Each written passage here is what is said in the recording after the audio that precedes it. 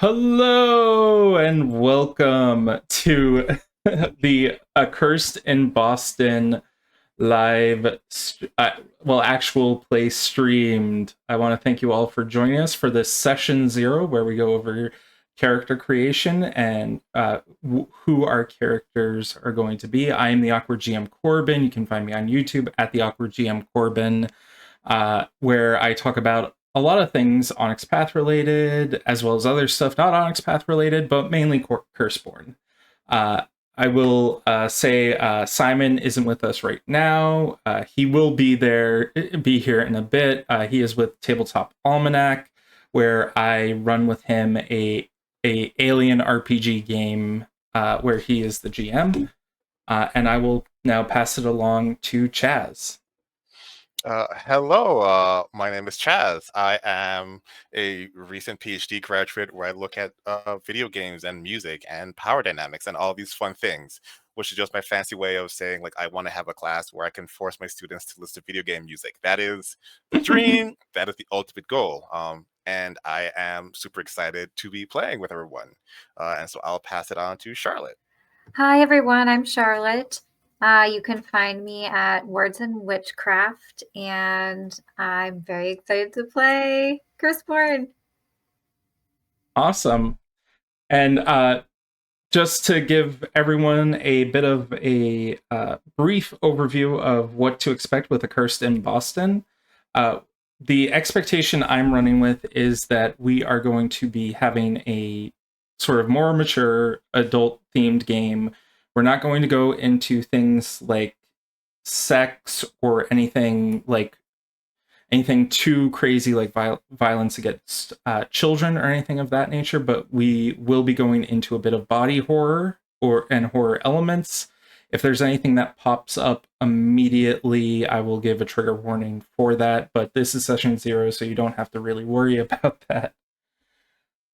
Accursed in Boston takes place in the city of Boston, Massachusetts, where the accursed families have set up a multitude of territories within the borders. You have people such as the House Bathorites who are just looking for some fun. You have people like the Ocho or the Eight Hands who are essentially a gang that lives within the city itself.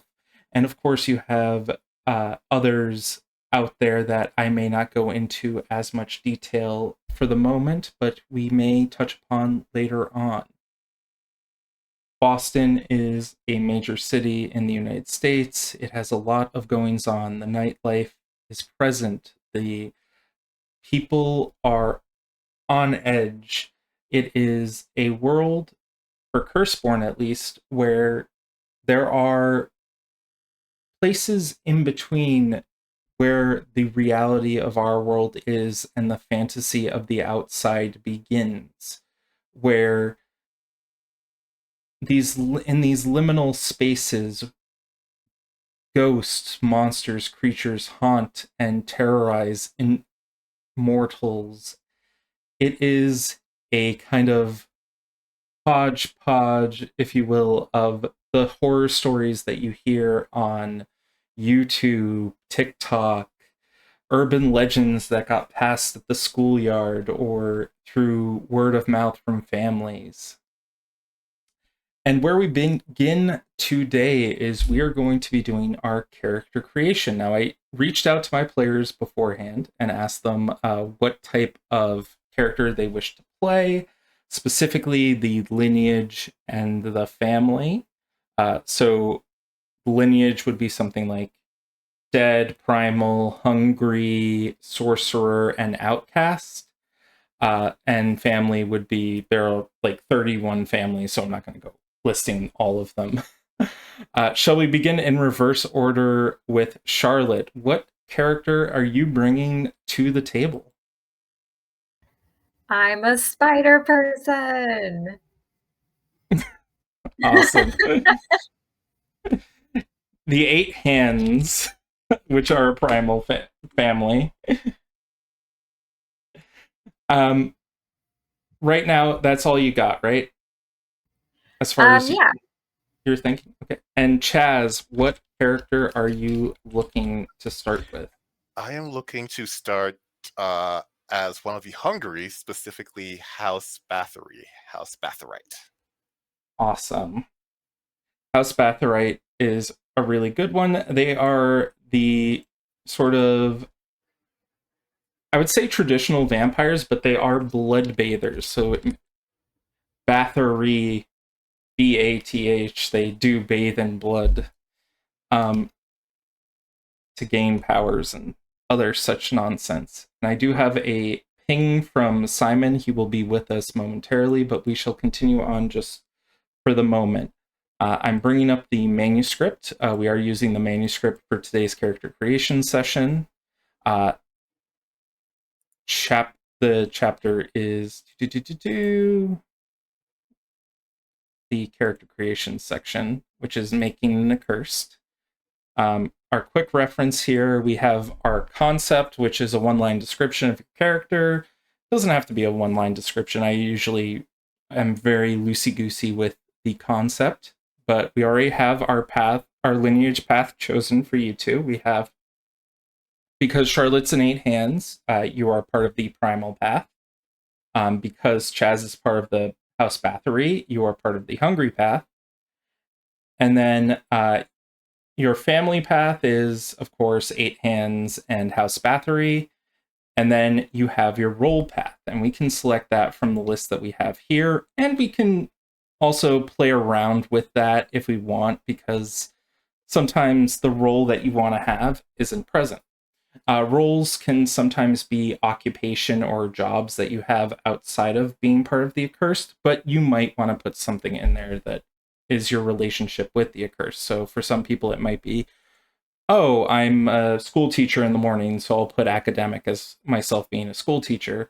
Other people might want to be an assassin for the families or something like that, so they might create an assassin path for their character. Chaz, what role path were you thinking for your character? Could you come back to me on that one? Yeah, no worries. Charlotte, I remember you saying that your character wanted to be a security guard. Yes. So I am thinking academic because I was thinking of my character being a security guard for the Isabella Gardner Museum and the MFA in Boston. And I do, my job is to protect the art. Awesome. So you are an academic. I'm just going to make a note of that here for myself. And this is after the paintings were stolen at the Isabella Gardner Museum. Then they hired me, and no paintings have been stolen since. How old is your character then? Because I feel like the paintings were stolen. Was it in the 2000s? When were they stolen? I don't know off the top of my head. Stuart Gardner Museum theft. When did that happen? I have a very bad internet connection, apparently.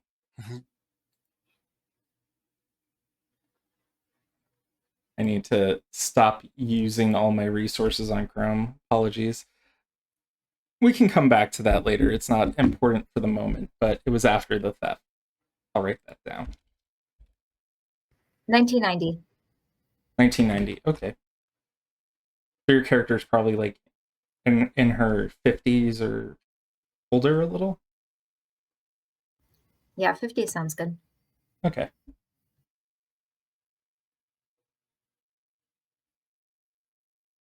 One thing about the primals is that they don't age. They do age, unlike a lot of the other families.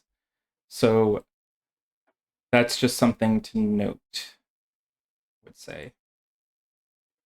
We have a... So Chaz, have you thought a little bit more about your role path? So I was going back and forth between enforcer and caregiver, and I think I'm just gonna go caregiver. Like I want to make sure my people all have the blood face masks. Like I want them to feel good in their like accursed fashion. So yeah, we're gonna go caregiver. Awesome. And do you have a concept for what your character is, given that you were saying blood face masks? So what I know about House Bathory is that it's just like pure hedonism. Is like we essentially rule the world, and so like what I'm thinking is we have somebody in the House Bathory who has their like inner circle, their like chosen family, and they just try to share the wealth, even if they gain nothing from Bloodface Mask. I'm like, I know you don't get anything from it, but like, do it for me. Just it's so luxurious. Awesome.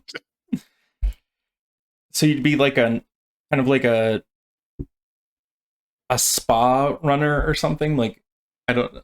I'm trying to get a like definition. Like I mean, I assumed I had just like a whole bunch of new wealth, so like I oh could yeah. run a spa out of like boredom, but You where you do this at your mansion or yeah, your penthouse or whatever you have. like you had to get the special invite, and then you like can come in and you can get the $5,000 spa treatment for a day.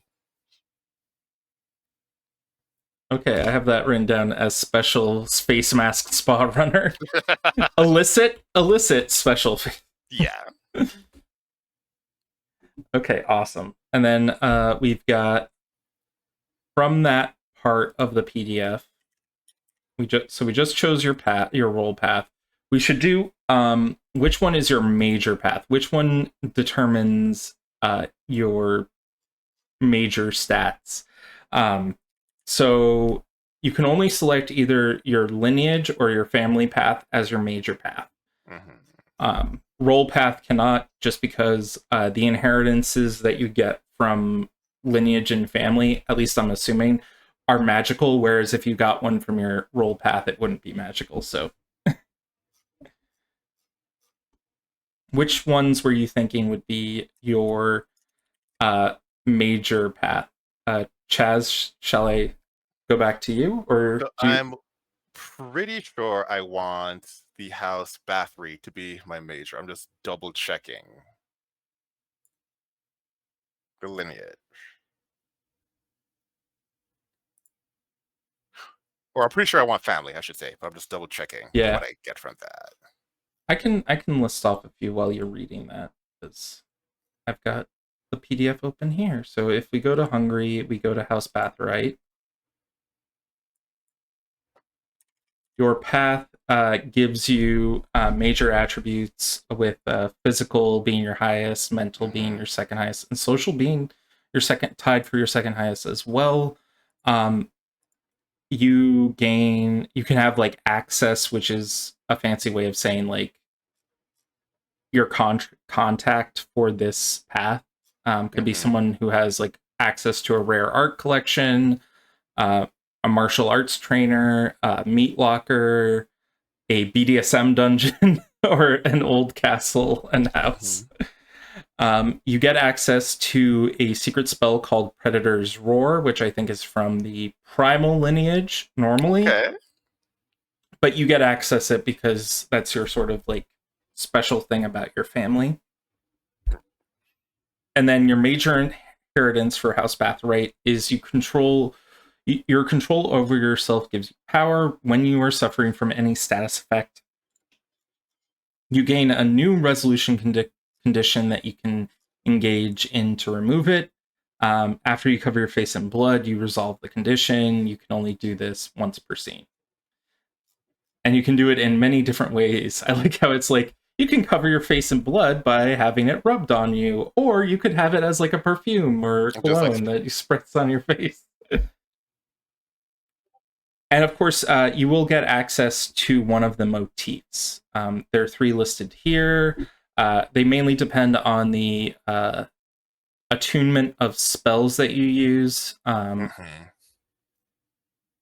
If you bleed an additional curse die to apply, you can apply status effects to your target, such as wounded for an enemy or inspired for a ally. And there's another thing where you can have a physical attunement as a reflexive action. What that means is essentially reflexive actions technically don't take a part of your turn up. right. There are simple actions, reflexive actions. Reflexive actions, you can do, I think, as many of them as you want, so long as you're not repeating them. Don't I might need a correction if I'm wrong on that in the chat. Yeah, no, let's go with that. Okay. Awesome. And we will go to Charlotte. Now, Charlotte, what major path are you taking? 8 hands or primal? Major, primal, minor, 8-handed. Sounds good. Do you need to know anything specific about that? Or are you good? If you have anything you want to make sure I know. You've taken the major inheritance for being primal, right? Mm-hmm. And then have you taken a motif?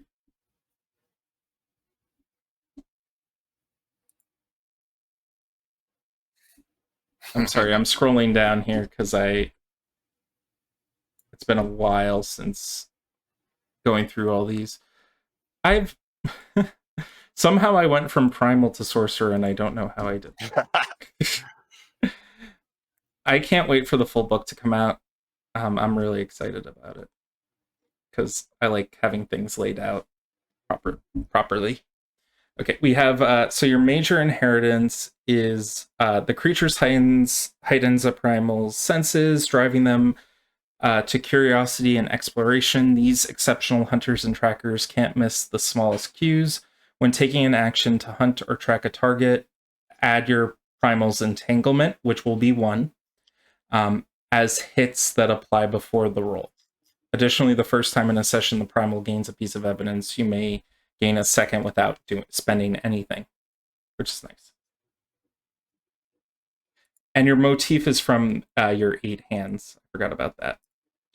And we have another person on stream who I'm going to quickly bring up. And we have Simon. Jazz hands. Jazz hands. Yeah. You can do a little more fanfare than that, Corbin. I did an explanation of who you are before. Everyone knows. No, Simon, would you like to introduce yourself? Sure. Hi, everyone. I'm Simon. Well, what do you want me to say? Like, plug? You can, yeah, plug. Okay. You can find me online at the Tabletop Almanac, which is a YouTube channel, and blog, which is kind of on long pause, doing actual plays, reviews, that sort of thing. And sometimes here on OPP. Happy to be here. Looking forward to Curseborne. Happy to have you. Not just running it. Yeah.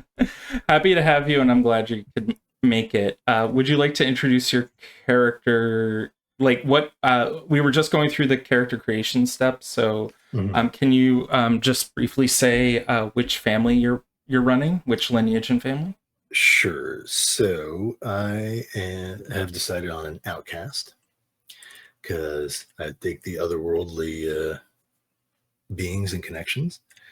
And in terms of family, I believe Corbin described them as the space battlefront something or other. Battleground Angels. They're Battleground Angels. They're not Star Wars Battlefront Angels or Battlefield 2048. For now. Angels. Yeah, so you want me to say anything about the Battleground Angels for our beloved audience? If you can think of like just a quick sentence thing or something, go for it. Right, okay. So outcasts being people who somewhere in their lineage have a connection to something from the outside. So we might call it, well, there is a family called Nephilim, but, children of angels and people or whatever, demonic blood, whatnot, bloodlines, all that sort of jazz. And the Battleground Angels are a group that, they are essentially an army in the outside, and they they kind of get indoctrinated into this idea of being constantly at war. In a small, well, in no small part, they see enemies everywhere, or rather their bosses do, and they're here to sort of fight off whatever seeps in from the outside into this world, if I'm reading them correctly. So, in this case, they bring the fight back to the outside. So, the battlegrounds. And that's that. Awesome. Now, before you got here, Charlotte and Chaz went over their characters. Charlotte is running an 8 Hands Primal. Chaz is running a House of Bathory Hungry. And nice. I we'll go in a little bit more detail about their characters in detail when we go and like say how your characters know each other, maybe. But we did have them both select role path. Charlotte chose academic because she has a security guard at the Isabella Stewart Museum, and Chaz chose caregiver because he runs a House Bathory like underground spa ring for like putting blood on their face and things. It's relaxing. It's good for the pores, really. So, aren't there legitimate vampire like facials and stuff you can get, which is essentially that? I think so. Yeah. Yeah. Oh God. It doesn't have to be illicit. It's perfectly legal now. Corbin, it's no surprise to you that this happens in New York. Oh, what? We're in Boston, not New York. Get your Yankee hat away. Oh yeah, right. I told Corbin I was gonna have my character wear a Mets hat, but then I read that during Gone Girl, Affleck was told he had to wear a Yankees hat, but he would not do it. So they finally settled on the Mets one. So if that's like the neutral area, then I'm not going to pick a Mets one, and I will never in 1,000 years wear a Yankees cap. So you're off the hook. You're off the hook, Corbin. Okay. Now, to dodge that bullet,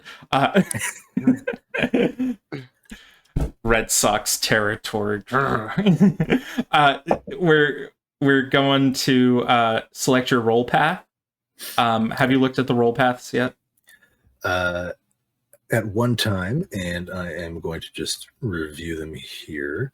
Okay, so you've got academic, activist, caregiver, creative, criminal, enforcer, executive, fighter, healer, hunter, influencer, investigator, occultist, and student. Just to quickly list them off, if there's something that you want for a role path that isn't present, we can work something out, modify it to be what you want. Okay, I mean, fighter sounds close to what I was thinking here, which I assume is, the enforcer. Yeah, enforcer and fighter are very similar in my mind, but enforcer is like being a criminal bouncer officer. Let's go with fighter. I don't see him as a criminal. So. Okay. Yeah, no worries.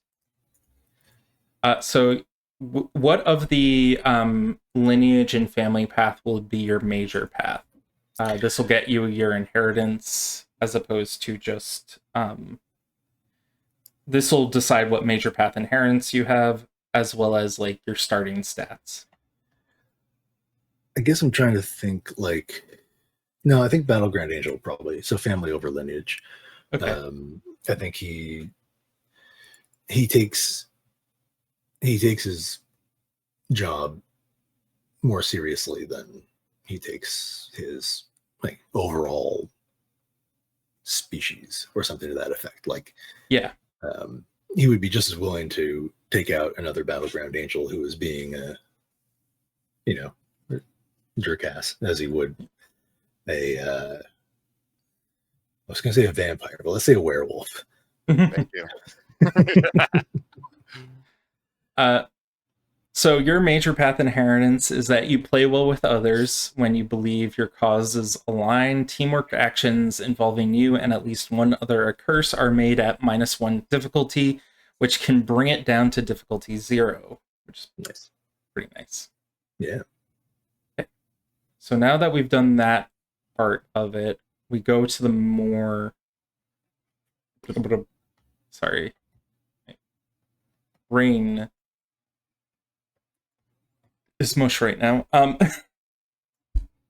So we choose your skills and attributes. We could do this on stream, but I think it might not be as interesting. However, we can definitely go through and say, so your major path will give you 3 numbers, which are your the amount of ranks that go into your mental, physical, and social attributes.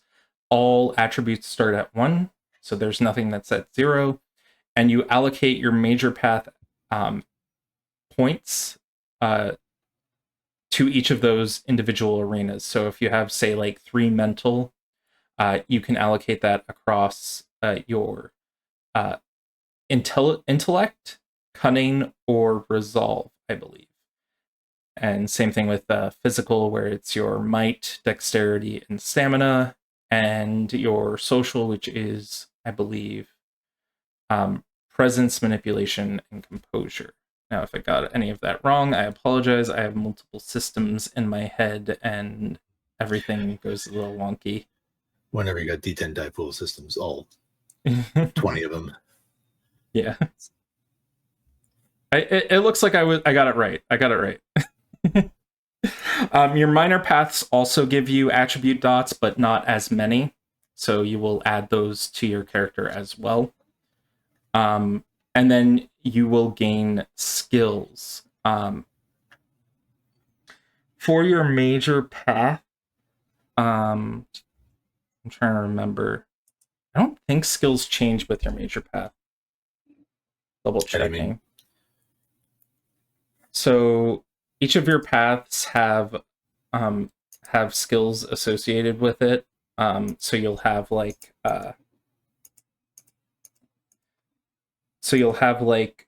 4 skills, I think, or 3 skills determined by your path.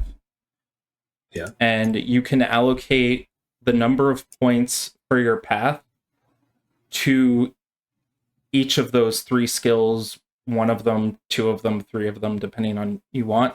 For a major path, you will allocate 6 skill dots. For a minor path, you'll allocate 3.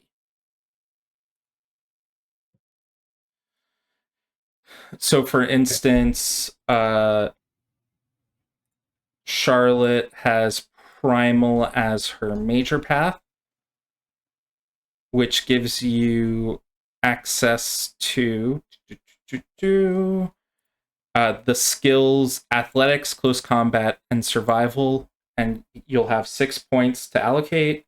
And so you could do 3 in Athletics, 2 in Close Combat, 1 in Survival, or you could do 3 in Athletics and 3 in Close Combat, however you want to distribute them. I think you cannot distribute them over 5. I think 5 is the base for this entanglement level. I am not sure. I don't have any insider information, but I imagine when entanglement level goes up, maybe some like max stats will get allowed as well, but I'm not sure. It's just a theory, a Corbin theory. So we did that for skills. Oh, you have to choose torments. I forgot about torments. I picked mine already. That sounds fun. Your lineage torment. You pick one of your lineage torment and one personal torment.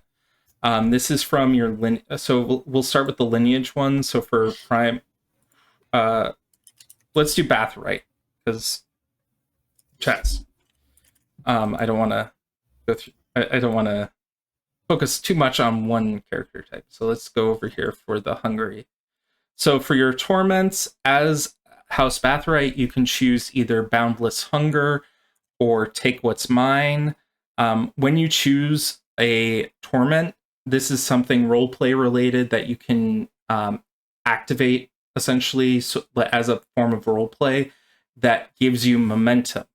And momentum, if you're familiar with like World of Darkness Scion has momentum, but if you're familiar with like World of Darkness or Chronicles of Darkness, it would be willpower.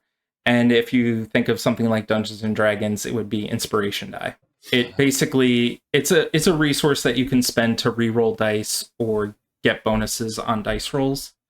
I might go over that at some point when we actually do run the game, because momentum sometimes people forget about. But like Boundless Hungry, when you succumb to it, no amount of feeding fills you. You must continue to feed for the rest of the scene, even if it would provide no further nourishment or mechanical benefit, and especially if it would cause harm to her friends or other close associates and stuff like that. Right. And Take What's Mine is you sort of have this torment where you recognize something as someone else's, but you have like this privilege that you just grab things and it's yours. That does sound fun. However, because the character I'm making is supposed to be big on this, like chosen family, I take care of it all the best way I can. I think it would be incredibly fun is if every once in a while that hunger just hits, and I'm like, y'all need to leave because everyone here is getting drained. Like, y'all have been warned, so we're going Boundless Hunger. Okay. So Boundless Hunger. Simon, you said you chose yours? I picked Show of Force. What does that do? So, the blood of Archons screams to be used. The character with this torment knows she is no mere mortal and craves to show the world her power. When she gives into this torment, she must use the strongest effects available to her to solve her problems, even if they are not the right tool for the job, and especially if using them would cause collateral damage or be total overkill. Beautiful. Yeah, Higher Thoughts, which is the other one, is all like, well, I'm an outcast. I'm blah blah blah. I'm more important than the rest of you. You're petty, etc. Didn't really fit. This one fits, and probably much more trouble making too. Nice. Charlotte, what torment were you thinking of? Yes. It's kind of similar. Torment Elemental Fury. I love this stuff already. Everyone is going for the Rage. I activate the rage button. Yeah. Let's see. Where was Corbin's plan anger? will last more than -5 seconds. Where were the anger management classes for y'all? Okay, that's fun. So did any of you come up with personal torments? There were some examples in character creation. I'll double check here. It's in the lineage section of character creation where it says Indulge in my desire for violence. you already are indulging. No. I'm using it appropriately. Okay. Charlotte, do you have one? Nope, I didn't see that part, so I need to add that to my character. Okay. It's under the lineage. Yeah, it's under lineage. It's under making an accursed. Step 2, choosing a lineage path under torments. Okay. It's bookmarked, so you can find it pretty quickly, hopefully. Chaz, have you thought of a personal torment? I'll list off some of the examples they have in the book if you need. I have an idea. I'm not sure if it counts as a personal torment, but if I'm somebody who is actively trying to like help my friends in a way that is just they get nothing from the blood face mask, and I know that, but I'm still forcing on them. Could it be a thing where I'm just forcing my non-helpful help on them? Yeah, you could be overly helpful. Is that it? Just not helpful at all. And I know that doesn't help, but just try it this one time. I did it yesterday, but that was yesterday. Try this one time again today and see if it changes. Awesome. Not every day, but just every once in a while. I'm just I think I cracked the code. This will be the perfume that it'll do it. Nice. Simon, what were you thinking for your character? Oh, I picked a nice complimentary one, which you're bound to love. Allow no act of humiliation or bullying to go unanswered. Okay, that's perfectly fine. Perfectly reasonable. You say that, but does your heart feel that? No. Okay, Charlotte, do you have any ideas? It's fine to come up with one ad hoc or later if you need. It might be later because I'm still scrolling. Sorry. Page 219 if you need. Okay, we shall do slate continuation then. Quick character reference.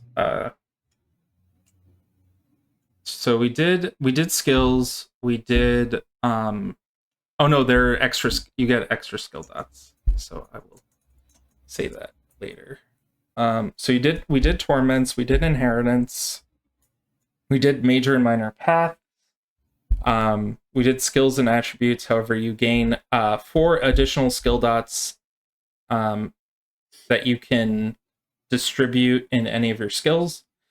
These do not have to be related to your path at all. So if you didn't get any combat skills, you could dump everything into close combat or range combat. Or if you want to put stuff into investigation stuff like enigmas or esoterica, those would be a good call.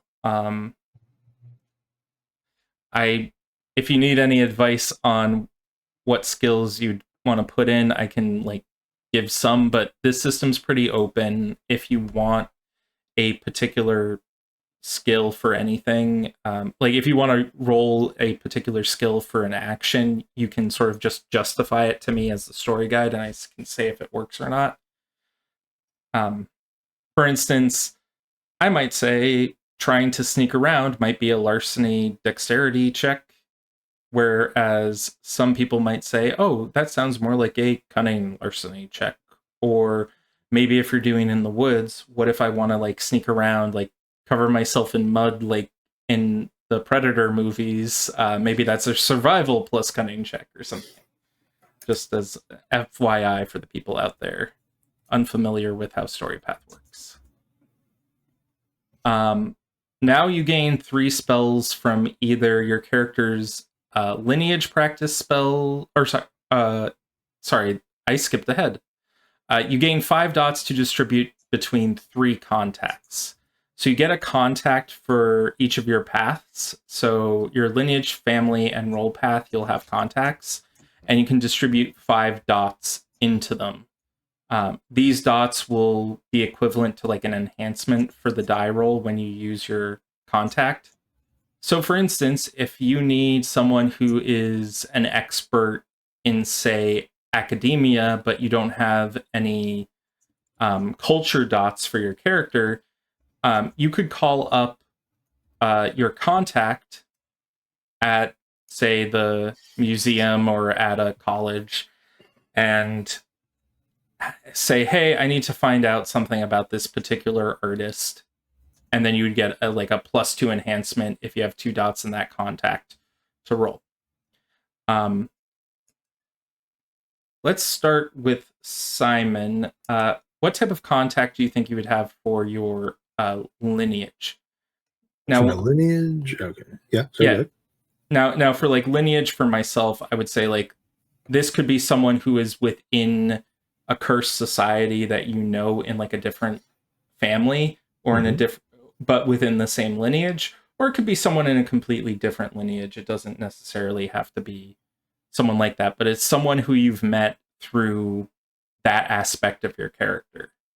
So by being an outcast, you might have went to places where people were being rejected and talked to someone who's a therapist, who's a mortal therapist, and thinks you're just crazy. I'm sensing an ulterior motive on your part here to get my character in touch with a therapist. No, I'm just thinking. I just watched a lot of Lucifer, so that one was a very fun aspect of that show. Yeah.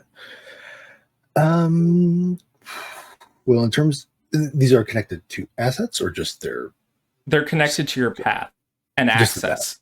Oh, and Okay. access. So it's like you connect it to like that way. So like you could say like Mhm.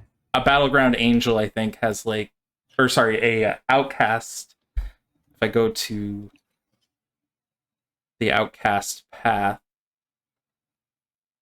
the suggested assets for it is Yeah. Elder Outcasts, Vaults of Hidden Lore, Arcanic Artifacts, and Shady Information Brokers. So it would be like, oh, this Vault of Hidden Lore, you know the person who like Got it. curates it and things. That's what I was wondering there. Okay. Yeah.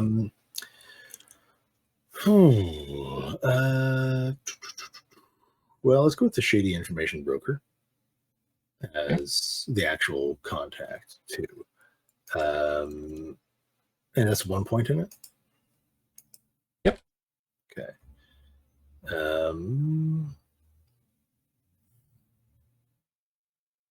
I can, and for your family path, For the family, nuclear bunker, weapon stash, training grounds, suit of ancestral armor. What was that first one? Nuclear bunker. yeah, survivalist in you. Yeah. Let's do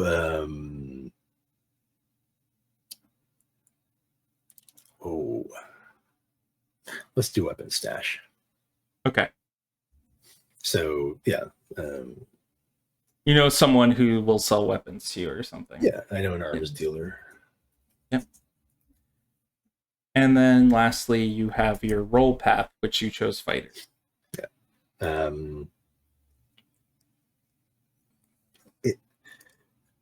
The bartender where he tends to hang out. Awesome. Although would there be shady information broker as well? I guess we just have to play it up differently. Yeah, we'll play it up differently. Okay. Charlotte, do you have any contacts that you were thinking of that you might want to have? Yes. I was thinking for my academic contact, it's a artist who works in other museums and curates art exhibits. His name is Bob Roth. And then I also have a contact in my Primal. I have a contact with a hacker. His username is F33D84CK, also known as feedback. Do you know if they are a primal themselves or are they mortal? We've never met. Never met. Awesome. For your 8-hand contact. I'm guessing that's going to be someone in the web family that I'm going to call Auntie Angie.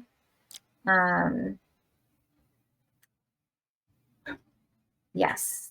I read a little bit about the spiders and how they have like a whole web, and so she's part of my web. Okay. She is not a parasitic elder, is she?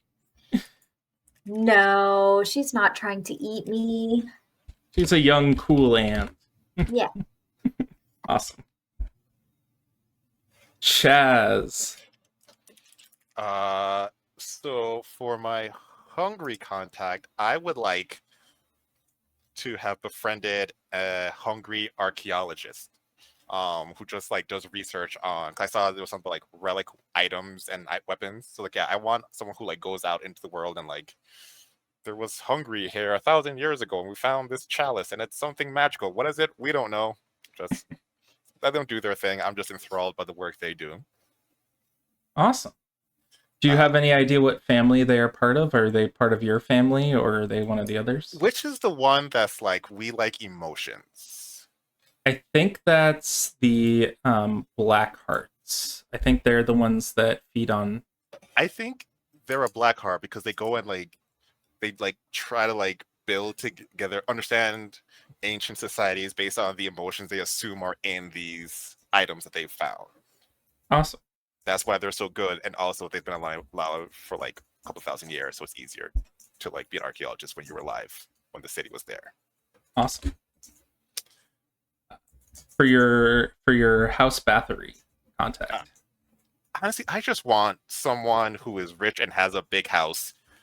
I don't think we should be friends, but like the house is so big that like sometimes I sneak into it and like use the West Wing, and they don't even make it over to the West Wing. Awesome. So the owner of a mansion, a safe house. Like they like have the hidden key underneath the fake rock. I'm like, this is fine. We're gonna be the West. Even if they know we're here, it's gonna take them 30 minutes to get to where we are. We're fine. Nice. And then your caregiver path. I would like a spa conference type, like people who go to a spa conference, so I can be up to date on what people like for their spa treatments.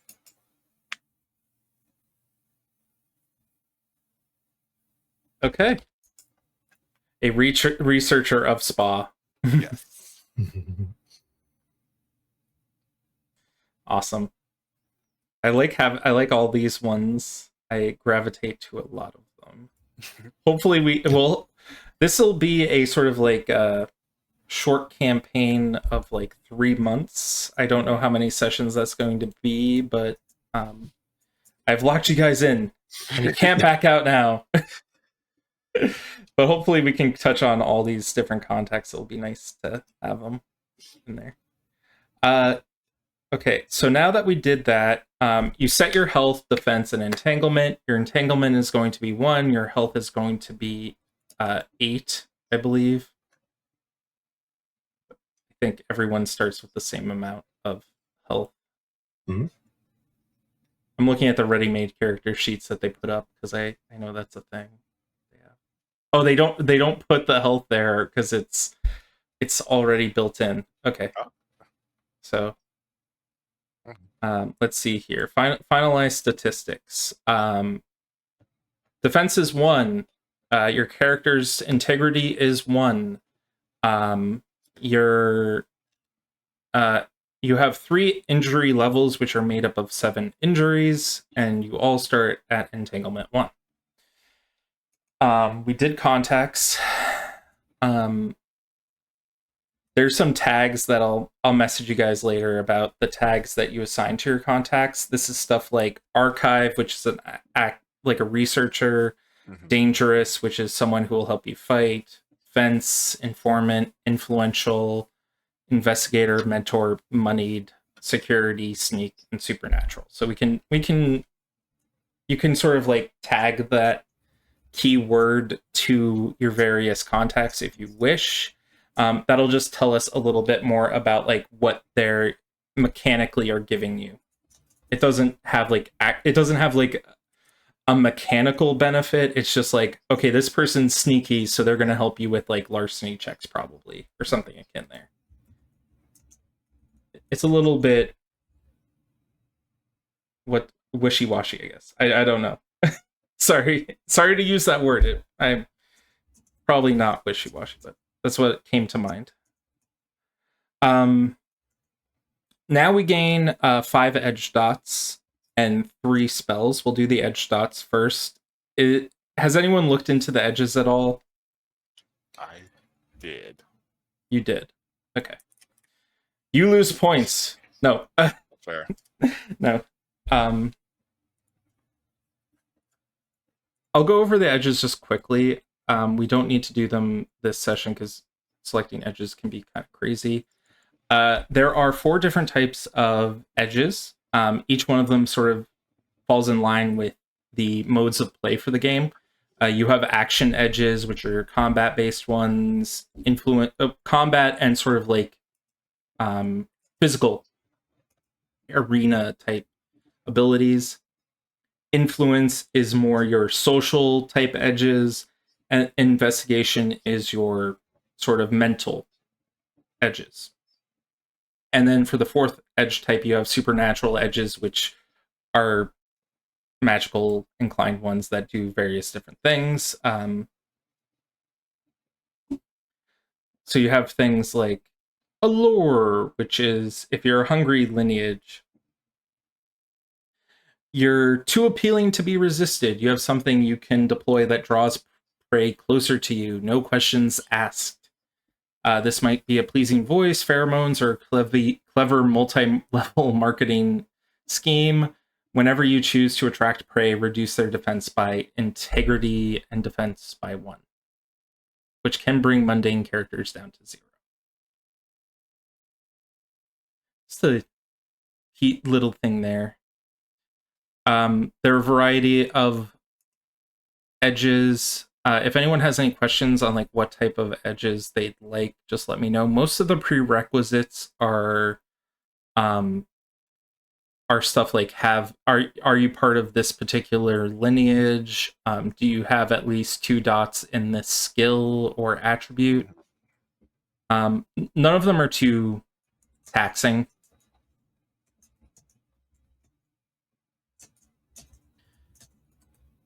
And might not be as fun for the people, so maybe I should go on to the other stuff. I have mine picked out. Okay, which edges did you pick? Okay. I have ambusher. I know when to hold and then strike at the right moment. Nice. And then I also have quick read. So I'm very good at seeing small details and noticing things. That one's a good one. That one is very popular. Oh yeah. Well, I feel like it'd be good for me to notice. Especially a security guard, yeah. Yeah. And the last one is animal ken. I have a 4th contact, which I have 3 dots in, and it is spiders. Ooh, that is lovely. I sprang to spiders. I apologize for anyone watching with arachnophobia. We are going to be covering a lot of spiders in this game. Yeah. Okay, so Charlotte's all set. Simon, do you have your edges picked out? Not yet. Chaz. So I would like to do. Where'd you go? Just saw you. The quick and the dead. Because for somebody who is such a caregiver, they are incredibly good at like punching people. Nice. I would like to do allure because I am who I am. I just sometimes just gotta feed. Like it's not a personal thing. Like just gotta do it. And I'm thinking 2 dots in favor. Ooh. Someone important to you owes you a favor. At 2 dots, the person is important or the task is significant. When you call in the favor they owe you, the subject is willing to put themselves at risk to accomplish it. Nice. No, I'll never do that.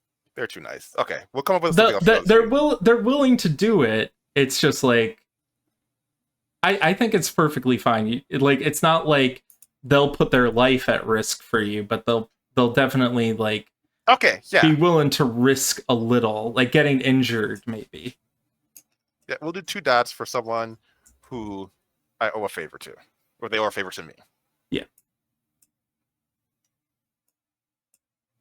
Awesome. Simon, have you got a chance? For edges? Yeah. I'm just trying to find them actually.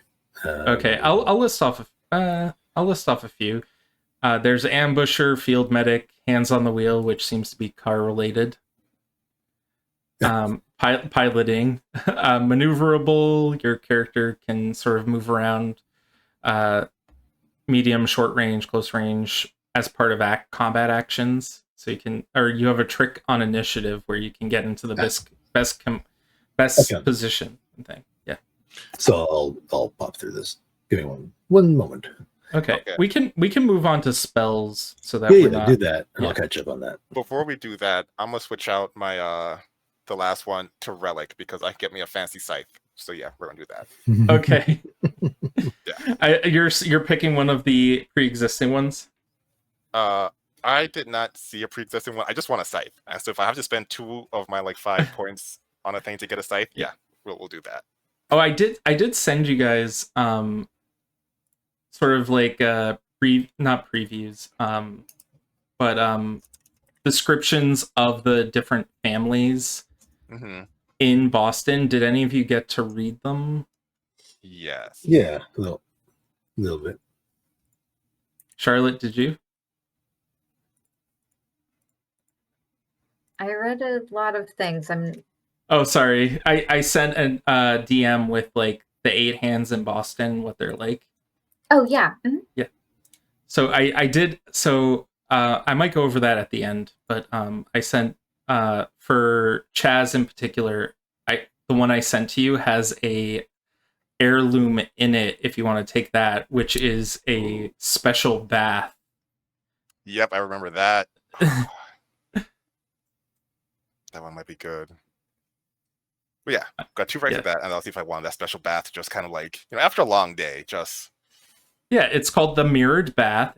When you fill it with blood of an individual, those who bathe in the blood will take on the likeness of the person until the next sunrise or sunset. So for about 12 hours. Nice. You take on the person's physical appearance and voice, but do not gain any of that person's memories. Okay, I got my edges. Awesome. What did you choose? I chose maneuverable, so he knows when to move to gain the best position for combat. So it gets the trick advance, move from medium to short or short to close. Yep. The quick and the dead, where when I make mixed actions with close combat, I use the higher pool instead of lower. And Archon's Blessing, which is an Outcast one. Choose an area of action. I chose action instead of influence or investigation. When you gain cursed dice while taking an action in that area, you gain an additional die, and I may hold 1 die above my normal tolerance. Ooh, nice. Awesome. Now we gain spells. You each gain 3 spells from practices your lineage knows. I did create a handy dandy chart for my players, so I'll bring that chart up and share it with you so that you know where the various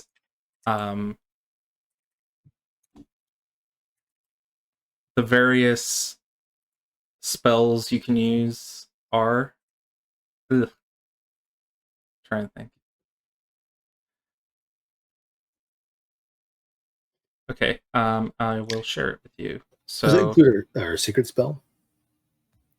It does. This chart will include your secret spell. Rather, of the 3 spells. Yes. That included. Okay. Yeah. You don't get your secret spell for free. Yeah, that's what I meant. Okay.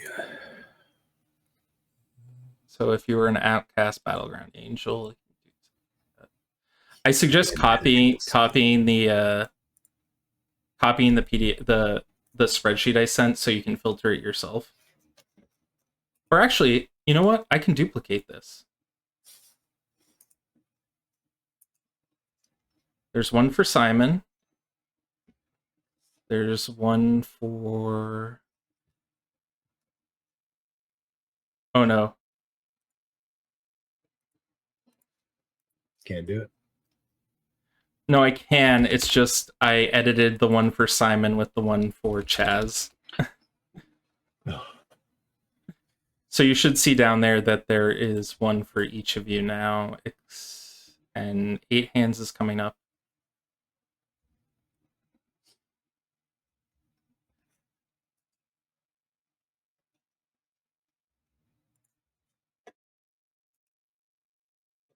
And apologies for misspelling Charlotte. I always misspell it.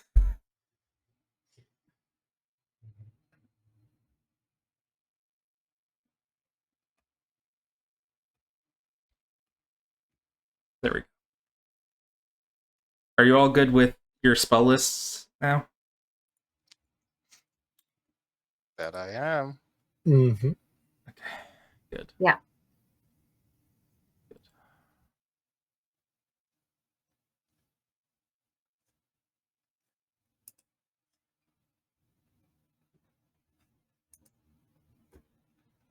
Okay.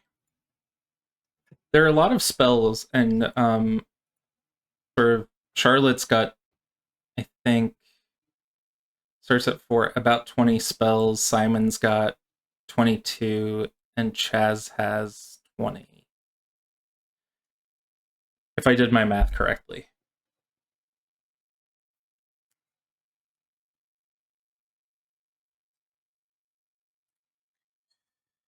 There, this isn't as interesting, I guess. Any spells that are you all gravitating to? Well, I took the impenetrable skin secret spell. Impenetrable skin.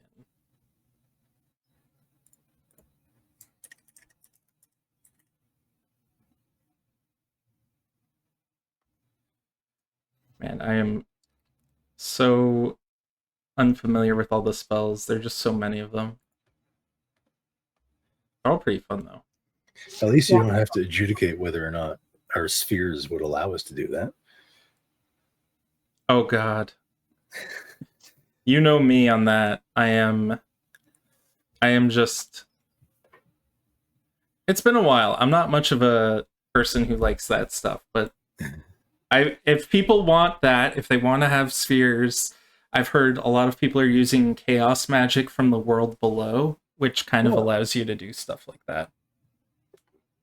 I was saying that with all love towards those systems.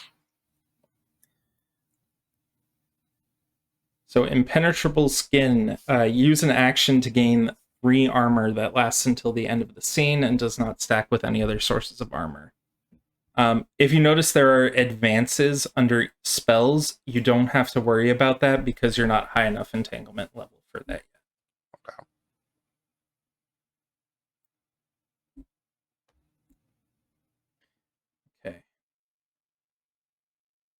Okay. Any other spells people are looking at? Otherwise, I might skip the spells for the moment and let you do that offline while we go over our character bonds.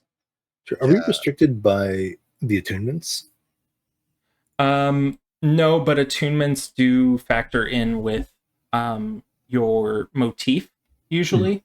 Yeah. So your motif could do something like, say, give you less curse die needed to activate spells like that have the psychic attunement or physical attunement, things of that nature. Okay. Okay. So going back to making an accursed, we're kind of at the end of almost at the end of character creation. By this point, you should sort of have an understanding of who your character is. Has anyone sort of like solidified their character concept a bit more? I would say, like, do you have character names? Let's do that as an easier one. So I think I'm going to name this character Nokrem. Nokrem. Just a nocturnal version of who they once were. Awesome. Charlotte, what is your character name? I just feel like Charlotte is appropriate. Yeah. Yes. Also, none of you have seen my, or Simon, you haven't seen my top. Yeah, show it off. Oh, hold on. She's got multiple arms. Oh, nice. That's awesome. I can just imagine. This is just me because I like costuming a bit, but I'm terrible at it myself. Is like just having like I don't know, like black dots on your right here to match the like 8 eyes. I considered like googly eyes. But like artistic black dots is a great idea. I'll do that for next week. Oh, that'd be nice. That's fun. Like that. I was thinking of going to Party City and getting some costume material, but the Party City down the street from me went out of business. I'm sad. Oh, I did do like kind of like antennae things. Oh yeah. Cool. Simon, what's your character's name? I'm Just checking one thing first to make sure I'm not,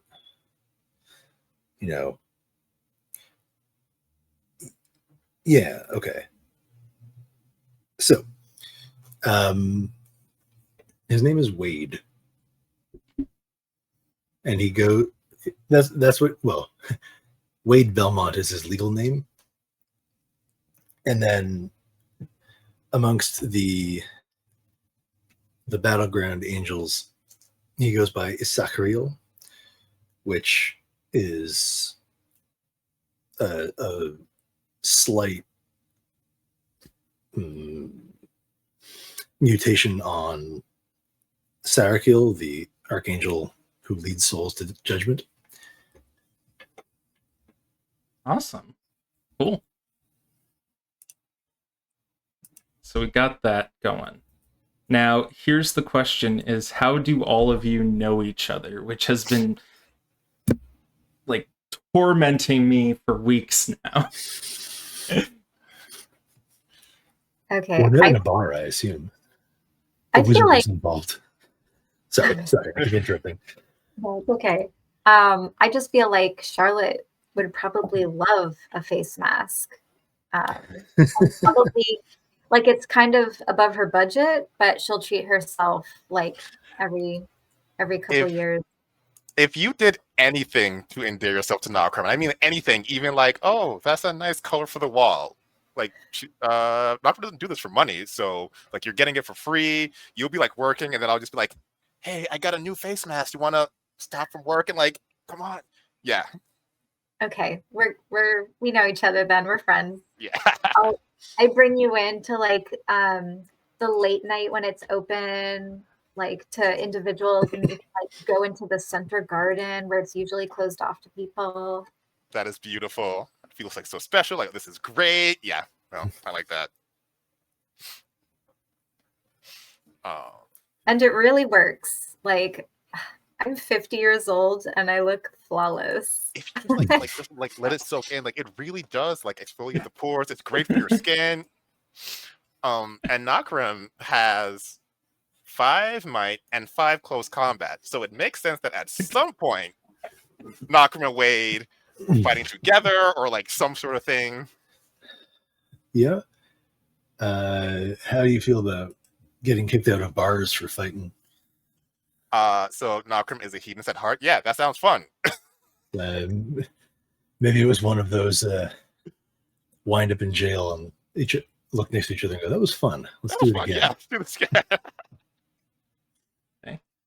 But once it's decided that it's fun, then there's going to be the, if we're not, getting kicked out of bars, I do have a spa that could be, what if you try it once? It might be his guilty pleasure, sort of. Yeah. Sort of as the don't tell anyone I take ballet kind of thing. And for Charlotte, I might have missed or I might have misunderstood. She works at a museum, runs a museum. Okay, so you may. I'm a guard.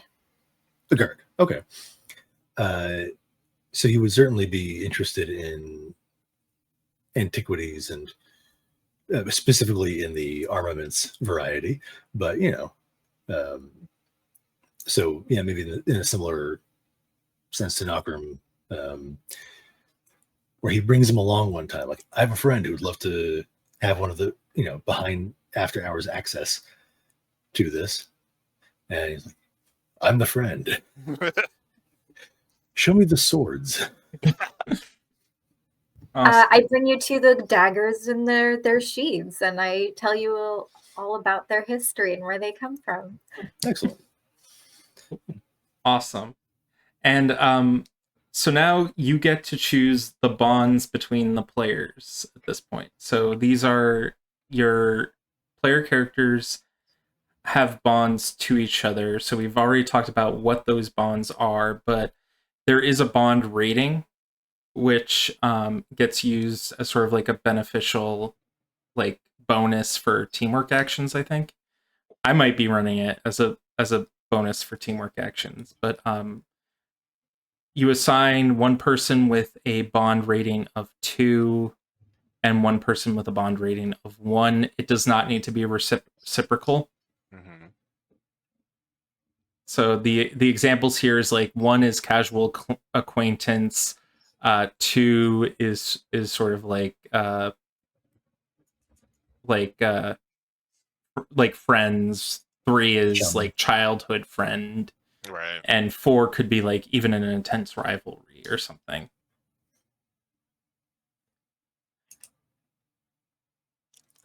Eh. Now, and you don't need to say that stuff out loud if you don't want to. It's perfectly fine. And Wade. Now, my question after this is, it should be aspirations, but I'm going to just ask this more directly. Like, what type of, like, as a group, when you come together, like, what is it you want to be doing? Are you guys like investigators who go out looking for trouble? Are you like urban explorers who are just sort of going with the flow? Are you like, I don't know, ambassadors to various families? Like what sort of brings you all together to have fun and go on adventures?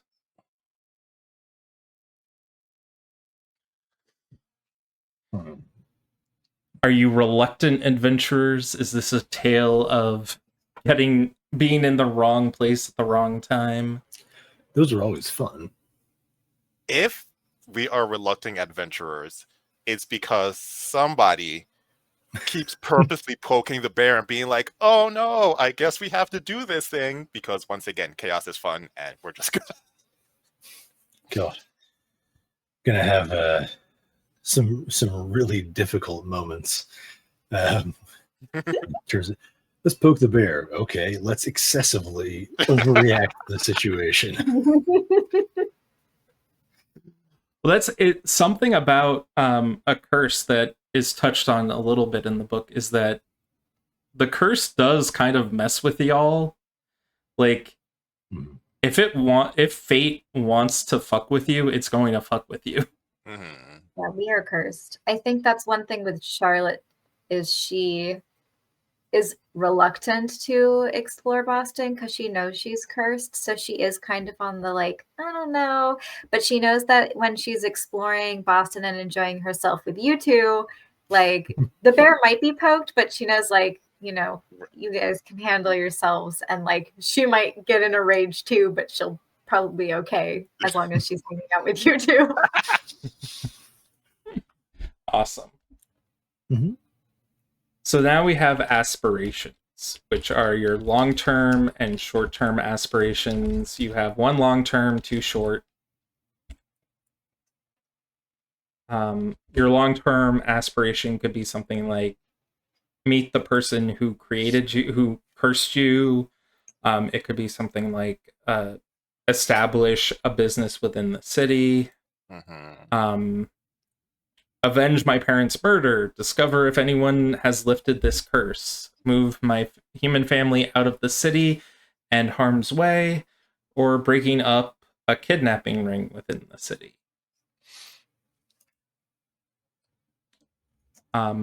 There's more than just short-term and long-term. There's also a crew aspiration.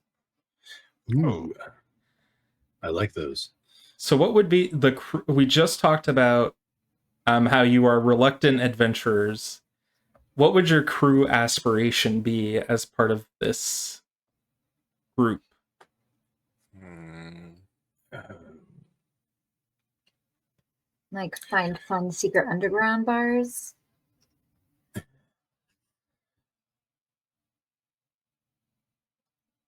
Like nice spots where a cursor can just be instead of like hiding. Yeah. I like that one. Finding a place where we can be ourselves. Yeah, I'm down with that. That fits nicely. Awesome. I will try to cater to that in the session planning. And I will be doing some session planning on my YouTube stream if anyone wants to jump in on that, except for my players, because that is spoilers. Aww.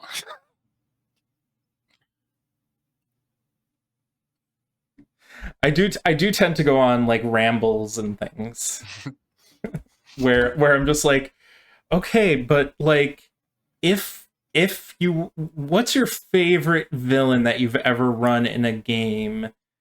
And then people are like, oh yeah, well the CR5 monster in this DMG. It is like, no, I like, what was cool about it? Not like, don't give me stat blocks. I'm always trying to improve my monster writing abilities. Capabilities? Maybe that. So does anyone have any long-term goals for their character at the moment? I see Charlotte nodding her head. What is your long-term goal? Long-term, and it might not happen, is to find the stolen art pieces that have never been recovered. Nokrem's down for that. Nokrem's down to. So, what's Nokrem's long-term goal? I'm gonna say to not betray my friends. I'm assuming this is Nokrem's like first like really like close people, because the whole like I want to smear blood on your face might be like off-putting to some. So this is the first time since they've been turned that, you know, they have close people, and then they're like, oh, I sometimes go crazy. They will be okay because they are strong. However, that's still a betrayal. I gotta figure that out. But also, I'm still gonna poke the bear because that's who I am. So it's this like getting confidence in myself that my friends can trust me without me being like, I want to suck your blood type thing. Awesome. And Simon, what's your long-term aspiration? Well, the one I was thinking of is maybe being a bit, I don't know what the word is, hubristic. But I think I'm going to refine it down, and let me know if this is ridiculous on account of the fact that there is the random factor of dice in this game. Oh, okay, I can change it. So originally I was going to think find the human that can beat me, but maybe in this case I want us to make it more long-term.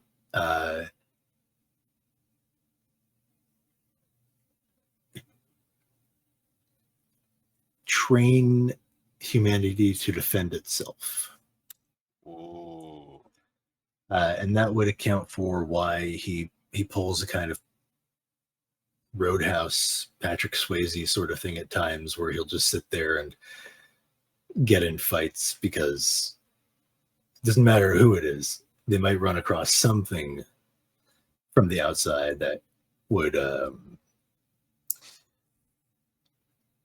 that could harm them. And since that's what the Battleground Angels are here to fight against, might as well prep them too. So even if it's just like a bunch of bikers who just decided to take badly to the insults he's thrown their way, that's still somebody else on top of that. So it's sort of like an ongoing thing until he feels he's done his part. Not that everyone's ready, just that he's done what he can do. You're training this biker gang? No. All of humanity. All of humanity. Okay. But like sort of not targeted. So like testing them, right? Okay, testing them. Yeah. So do we have any short terms going out there? I want to come up with a new spa treatment. Awesome. Charlotte. I want to host a midnight full moon sort of ceremony. Okay. That's an awesome one. Simon. Take on all the Red Sox lineup in a fight. That sounds like a long-term goal to me. Is it? Is it really? I can't just walk down there to the stadium and start throwing punches. My wife is in the other room. She will beat you.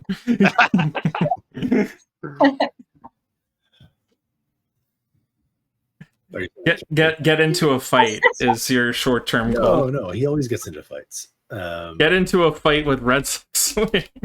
Okay, with Red Sox fans there, because this is the one that can be done in like that session, right? Yeah. Yeah. In a session. In a session, yeah. Okay, fight. And Chaz, do you have one? Oh, that was the Another one is fine. Oh, another short term. Yep, you get 2. I'll share this document with y'all after.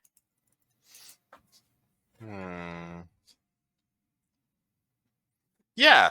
I'm a vampire. I need to feed on people. I want to find someone who will willingly let me drain 1/10 of their blood. Like, not enough to kill them, but still enough where they're like, oh, I am woozy. Okay. Simon, what is your second short-term goal? Fight Affleck. No, I'm just joking.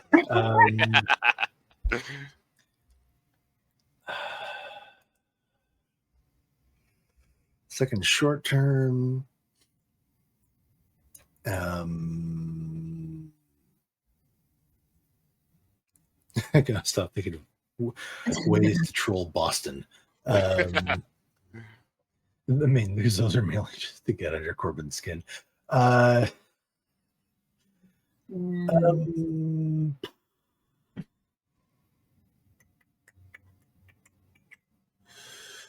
can give you an example or something. Yeah, I'm looking at some here too. Is there anything plot wise?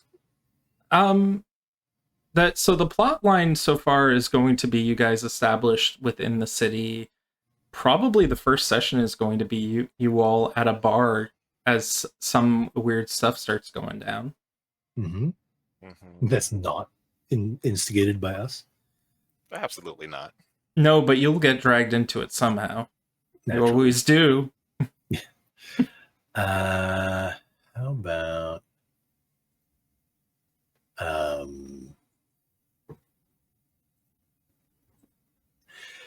steal a motorbike?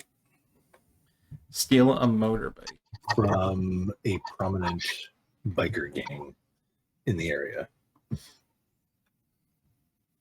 I will just put steal a motorbike down. That's but we know what it really perfectly reasonable. Yeah. And Charlotte, what is your second short term?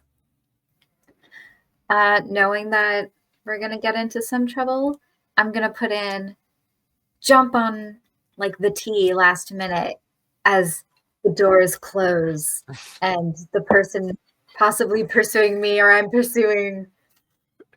Bye. Okay, awesome. Last minute during a chase, jump onto a subway car. Nice.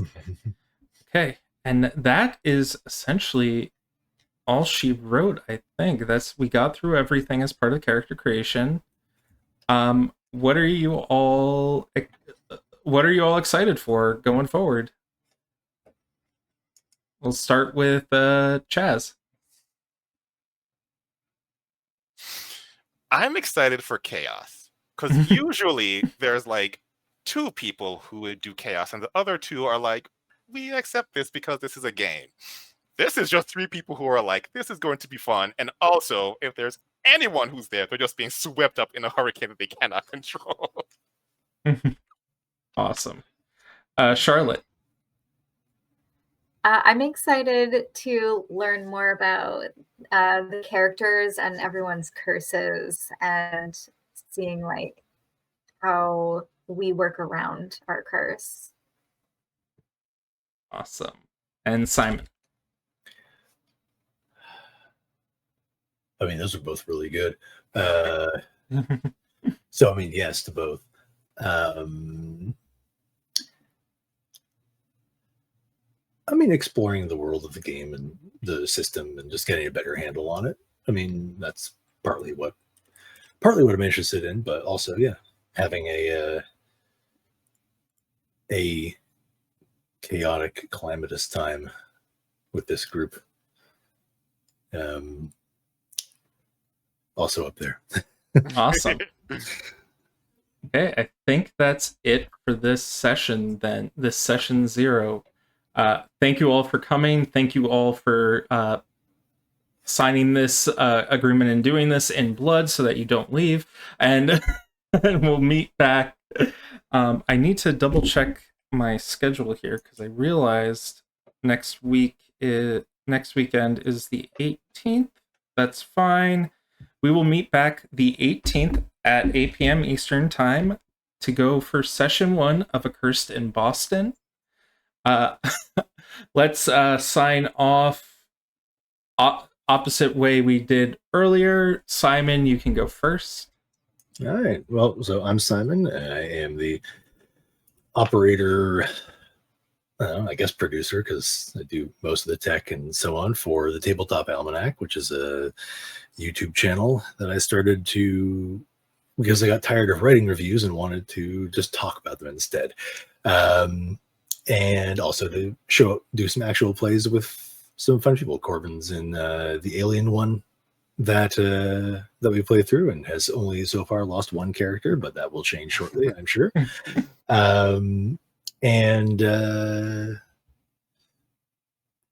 Yeah, you can find me here, Dork Tales sometimes, start playing games if that's your bag.